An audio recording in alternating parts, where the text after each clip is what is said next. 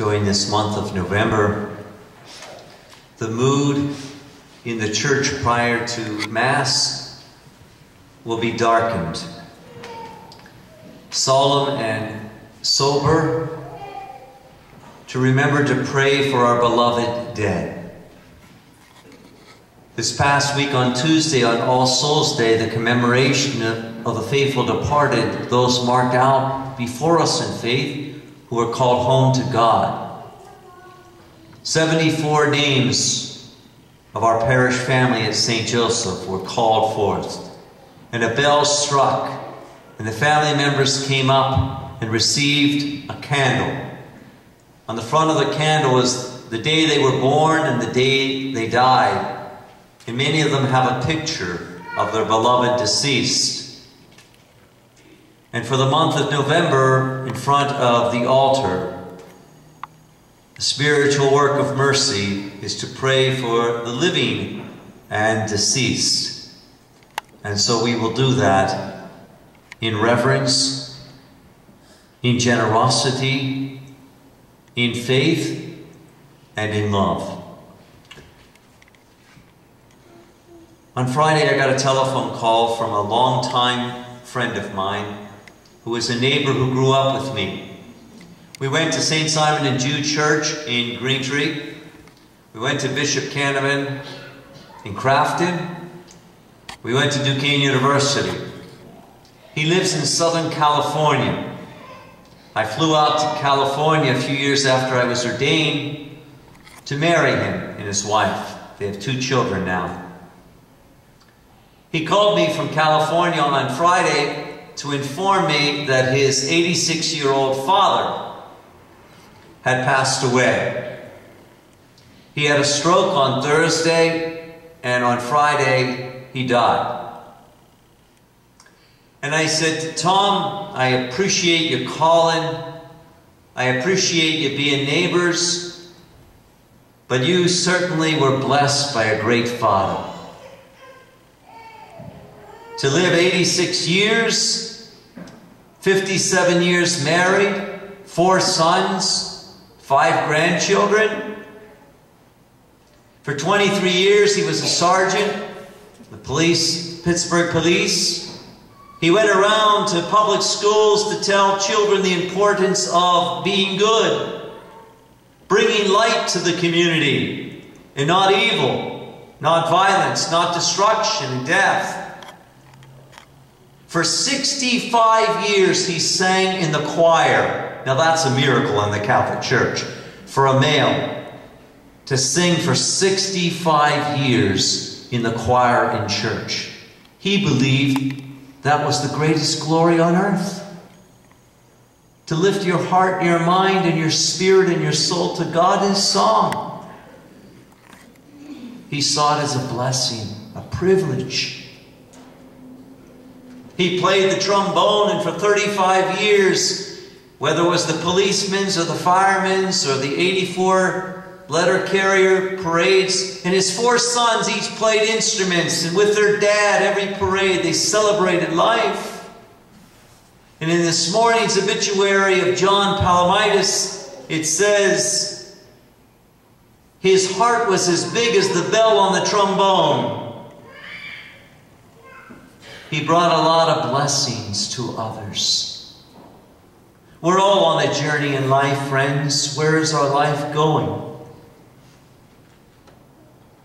We're all on earth for only a very short time. We're with God forever. And the church brings to a heightened awareness the afterlife, life with God. And we must prove ourselves by being faithful here on earth for the time that God gives to us. In today's first reading from 2 Maccabees chapter 7, 150 years before Christ, we hear the story of 7 brothers who kept fast to the law of God. And even despite persecution and tribulation, and if you read that chapter, 1, his tongue was pulled out, they were whipped and they were beaten. They were martyred.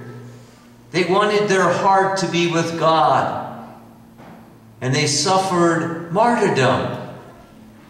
So seriously did they take the responsibility of God's law in being faithful. St. Paul in his writing tells us that God is forever faithful even when people don't have faith. We are to lift other people up by our faith and our belief in God. In the United States of America, today, 3 to 4 people every hour commit suicide. There's 90 suicides a day in the United States.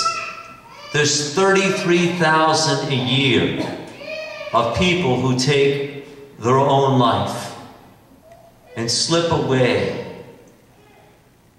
But we know, friends, in a culture of death that there are so many forms that have cheapened life and diminished life. And life isn't even seen as valued or treasured.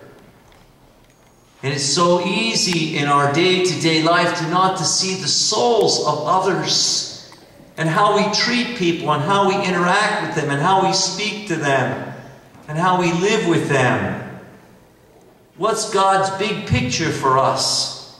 We're so caught up in our day-to-day lives, in our jobs and in our families, in our problems, in our crosses, in our troubles, that we forget that one day Jesus will return in glory.